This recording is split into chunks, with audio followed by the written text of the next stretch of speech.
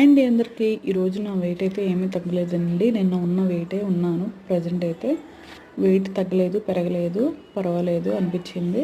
ఈరోజు నా 30 days weight loss ఛాలెంజ్లో day 27 అండి. ఈరోజు మార్నింగ్ టైంకి వచ్చేటప్పటికి నైట్ మెంతులు వాటర్ అయితే నానబెట్టానండి. అవి అయితే మార్నింగ్ తీసుకున్నాను.